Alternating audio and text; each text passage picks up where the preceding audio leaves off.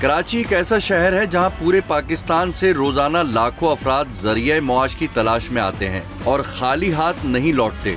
इस शहर की वुसअत कल्बी की मिसाल पूरे पाकिस्तान में कहीं नहीं मिलती। कराची शहर की अहमियत इस दिल की सी है जो पूरे जिस्म को खून फराहम करता है। मगर कहानी कुछ यूं है कि इस शहर में जराइम पर काबू पाने के दावे वक्ती साबित होते हैं। रवां साल जून में सुरजानी टाउन में वाक़े एक रेस्टोरेंट के पास फायरिंग का वाकया पेश आया। पुलिस तहकीकात से पता चला कि रेस्टोरेंट के मालिक को भत्ते के मैसेजेस मौसूल हुए थे, जिसके बाद ये वाकया उसी की एक कड़ी है। न्यू कराची में कॉस्मेटिक्स के ताजिर के घर और दुकान पर फायरिंग और भत्ते की मांग, भत्ता न देने पर संगीन नताइज की धमकियां, कॉस्मेटिक्स मालिक मुल्क छोड़ने पर मजबूर। इन दोनों वारदातों में लियारी गैंग वॉर का नाम सर-ए-फहरिस्त।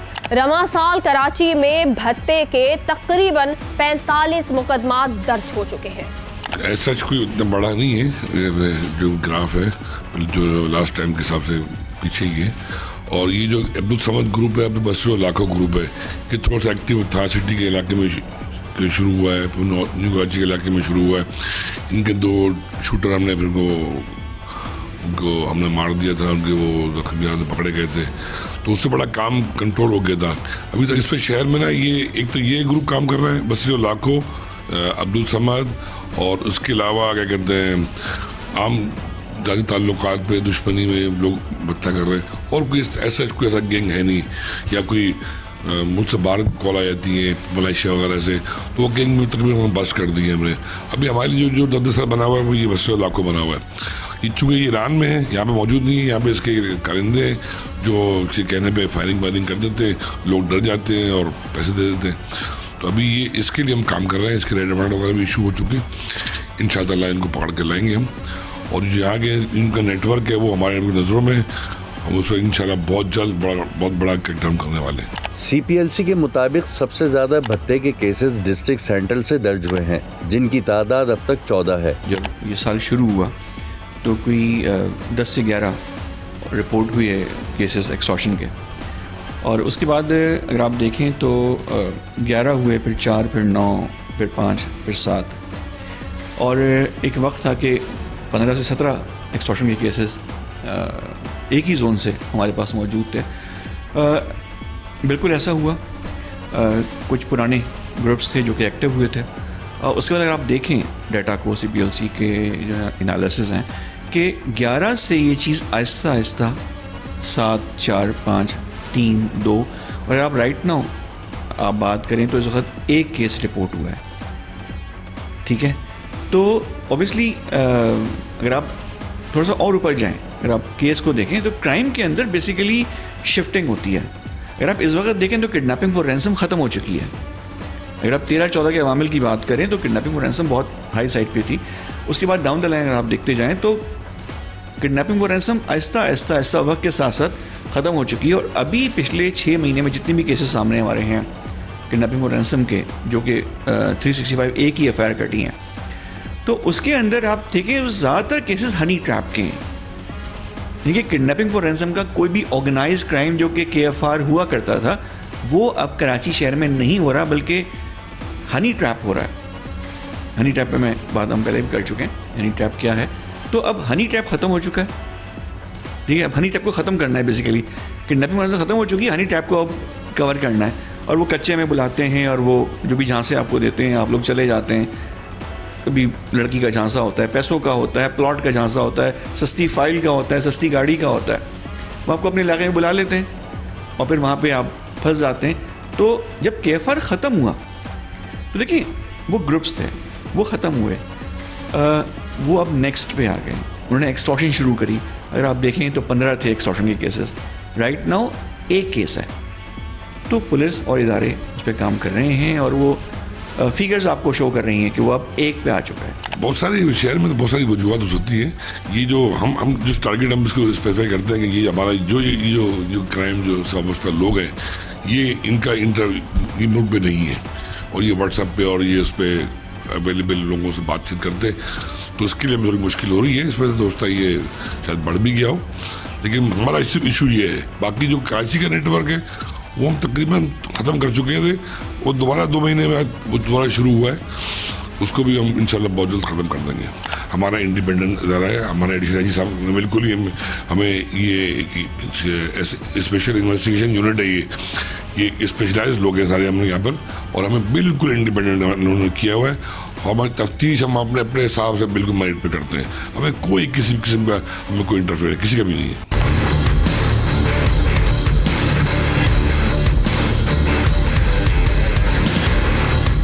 कभी कोई ऐसा साल न गुजरा कि जहां ये कहा जाए कि किसी शहरी के साथ लूट मार ना हुई हो। इसके साथ दीगर और जराइम भी, जो किसी भी मुआशरे के लिए एक बड़ा खतरा है, तसलसल के साथ जारी रहते हैं।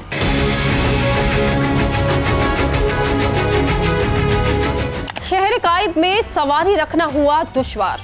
कोई आ जाएगा कहीं से भी और ले उड़ेगा आपकी सवारी। गाड़ी के लुटेरों ने अदाकारा की गाड़ी उस वक्त छीनी जब वो अपने घर से गाड़ी में बाहर जाने के लिए निकली, और एक ऑल्टो गाड़ी में मुसल्लह मुल्जिमान ने अदाकारा और ड्राइवर को उतारा और गाड़ी ले उड़े। जिसके बाद AVLC और CIA पुलिस की मुश्तरका कार्रवाई के बाद गिरफ्तारी अमल में आई और मुलजिम राना काशिफ, जो कि पुलिस एहलकार फॉरेन सिक्योरिटी सेल में तैनात है, जिसने अब तक 2 दर्जन से जायद गाड़ियां छीनने का एतराफ किया। CPLC के मुताबिक रवां साल कराची में गाड़ियां छीनने की वारदातों के 214 केसेस रजिस्टर्ड हो चुके हैं। याद रहे कि ये सिर्फ गाड़ियां छीनने की वारदातें हैं, जबकि गाड़ियां चोरी होने की वारदातों के 1262 केसेस भी रजिस्टर्ड किए जा चुके हैं। ये आदतो शुमार थे गाड़ियों के। और अगर मोटरसाइकिलों की बात की जाए तो शहरियों का कहना है कि कराची के थानों में मोटरसाइकिल चोरी या छीनने की FIR कटवाना जुए शील्ड लाने के बराबर ठहरा। इसके बावजूद रवां साल CPLC के मुताबिक 26,697 मोटरसाइकिल चोरी के वाकयात रजिस्टर्ड किए जा चुके हैं और असलहे के जोर पर 4,605 मोटरसाइकिल छीनी गई हैं। देखिए, रिकवरी रेशो बाइक का बहुत कम है। बाइक का रिकवरी रेशो बहुत ही कम है। आप कहेंगे 5 से 8-10% के अंदर इसका रिकवरी रेशो है। मगर आप वहीं पे 4 व्हील की बात करें तो 4 व्हील का रेशो कुछ महीनों में 70 to 80% पे भी गया है। अगर आप उसको एवरेज आउट करेंगे तो इस अबाउट 30 to 40% रिकवरी 4 व्हील की मौजूद है, तो वो रिकवर होती है। हमारा नॉट ऑर्डर तो आप लोगों को सबको पता है, ख़ास तौर पर कराची के हवाले से। कराची तो ऐसा लगता है कि लावारिस, कराची का मामला तो है ही लावारिस का। कराची सबको पालता हुआ एक अलग मसला है। अभी हम जिस टॉपिक पे बात कर रहे हैं ना, वारदात के ऊपर, अगर हो भी जाता है ना तो हॉर्टिंग करने के बाद वो थाने पे जाता है तो थाने वाले बोलता है कि उसको FIR कटवाओ, तो वो उससे पहले पैसे लेता है भाई। तो ये ना पैसे लेने के बाद तो ये ना वो थाने वाला बोलता कहाँ से हुई, कैसे हुई, यूँ हुई, वो हुई। एक तो बंदा वो परेशान है, क्या उसकी बाइक चले गई, अब उसको टेंशन है कि चलो बाइक गई तो गई, अब उसके साथ अल्लाह ने अगर कुछ वाक़या ना कुछ गलत मामला हो गया तो उस पर करके दर्द उसका और टेंशन में बैठा हुआ है। उसके साथ जो हमारे महाफिज़ हैं, जिनके वो उसके साथ ताउन करना चाहिए, जो उसके साथ मामला करना चाहिए, उनके साथ कोई भी रिलेशन नहीं। ये तो हम सबको पता है, हम सबको पता है। मगर जो FIR कटाने के लिए जो जाता है वो चक्कर लगाते रहता है, और अगर बाइक चोरी हुई, बाइक बाद में अगर मिल भी जाती है तो वो इस कंडीशन में मिलती है थाने से कि जिसकी बाइक होती है वो लेने से इनकार कर देता है कि मुझे ये बाइक ही नहीं चाहिए। उसकी जो हालत होती है, रिम चेंज होते हैं, हर चीज़ तो निकाल ली जाती है। अगर थाने वाले पकड़ के थाने में भी जाएँ तो थाने वाले खुद ही ये काम कर देते हैं, निकाल देते हैं सारा सामान। ये तो सबको पता है, किसको नहीं पता ये बात। एक दफ़ा सवारी लेके गया था इलासी रोड पे, वहाँ पर 2 लड़के आए मेरे साथ, सही है, सामने से आके मुझे गिराया, मैं समझा साइड मारा होगा गलती से। उसके बाद उन्होंने डायरेक्ट गन निकाला, बोलता मैं पुलिस वाला हूँ। मैंने बोला ये बोलना क्या चाह रहा है, बाद में देखा तो मोबाइल मांग रहा है। फिर क्या करना पड़ा, जज्बाती तो बहुत था कि पकड़ूँ। जब मैंने इधर उधर देखा सारे दुकान वाले मुझे ही देख रहा है। मैंने बोला यार यहाँ तो मुश्किल है। बाद में पता लगा कि लासी कोड आइए कोड ये ख़तरनाक जगह है, सब बोले यहाँ पर जाना ही नहीं चाहिए, और कोई बाइक वाले जाते भी नहीं वहाँ पे। मेरे को तो 2 महीना हो गया, अभी ऑफलाइन चला रहे। अब इसमें भी कभी कभी सुनने में आ रहा है कि पुलिस वाले पकड़ेंगे ऑफलाइन, ये वो गैर कानूनी। अब मजबूरी है भाई, रोज़गार चलाना है घर के लिए। अब सारे खड़े ऑफलाइन में खड़े बगैर मोबाइल। रात होते ही टेंशन होता है कि मोबाइल लेके सवारी ले, ऑनलाइन पे यहाँ जाए कि नहीं जाए, टेंशन ही होता है। अभी हमजा हमारा बच्चा है क्या, हमजा उसकी गाड़ी 3 महीने छीन के ले गया, इधर से निकला वो आगे गाड़ी छीन ली उससे। 3 महीने हो गए, गाड़ी की FIR भी कटवाई है, कोई जवाब नहीं हमें मिला। मतलब मोबाइल छीने जा रहे हैं, एक मोबाइल के पीछे इंसान को मारा जा रहा है रोडों पे, कोई पूछने वाला नहीं है। लावारिस है सिंध पूरा। सर एक तो हमारे हालात और मामलात इतने डिफ़िकल्टीज हो गए हैं कि रोज़ाना की बुनियाद के ऊपर छीना झपटी कई से मामला इलाकों में आप देखते हैं, कई वारदातें आप देखते हैं, गुर्बत, बेरोज़गारी, सारी चीज़ें। और फिर पुलिस के पास आप कंप्लेन करने जाते हैं तो पुलिस आपका साथ नहीं देती, वो आपके उसके ऊपर एक्शन नहीं लेती, कंप्लेन लिख देती है पर कोई चीज़ मिलती नहीं है, कुछ भी हमारे पास रिटर्न कुछ भी नहीं है इस चीज़ का। टू व्हील स्नैच अगर आप देखें, हम स्पेसिफिकली देखते हैं, बहुत पर्टिकुलर होकर तमाम चीज़ों को देखते हैं। हमारे लिए स्नैच एक अलग है क्योंकि स्नैच में ऑर्गेनाइज ग्रुप्स काम कर रहे होते हैं। अगर हम वी कम टू थेफ्ट, तो थेफ्ट में उसके दूसरे डिफरेंट फीचर्स हैं। अगर हम ओवरऑल बात करें तो ईस्ट जो है हमारा है, ईस्ट के अंदर सबसे ज़्यादा जो है इस वक्त टू व्हील स्नैच पिछले 8 महीनों में हुई है।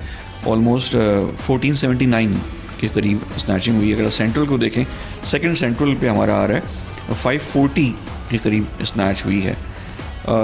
टू व्हील थेफ्ट पे हम आएंगे तो फिर 6000 के करीब जो है वो डिस्ट्रिक्ट ईस्ट में हुआ है और 3300 कोई सेंट्रल में हुआ है। अच्छा, उसके साथ कोरंगी भी थेफ्ट का एक बहुत बड़ा पार्ट है। मैं इन पे फीचर से बात करूँगा कि क्या उसकी वजूहत हैं।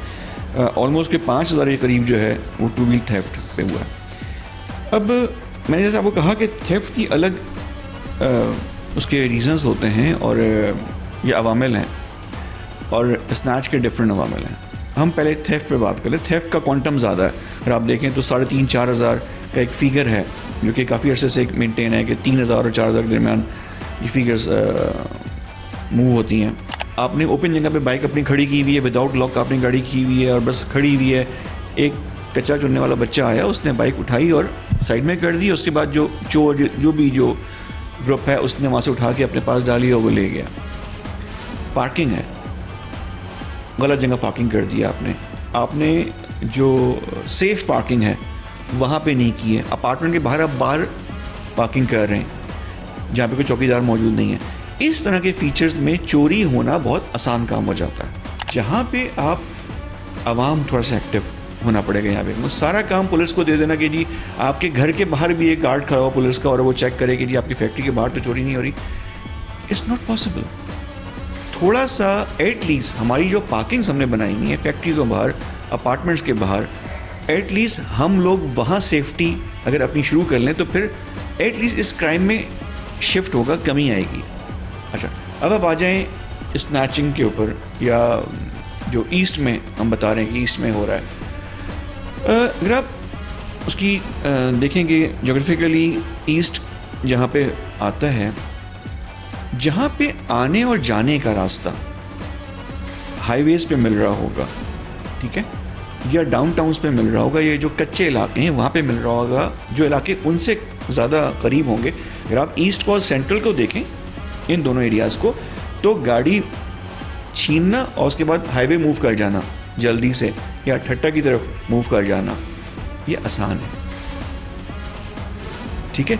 इसी तौर पे अगर आप और मज़ीद देखेंगे जो सिटी है या साउथ के इलाके, यहाँ से बाइकों की चोरी और छीनना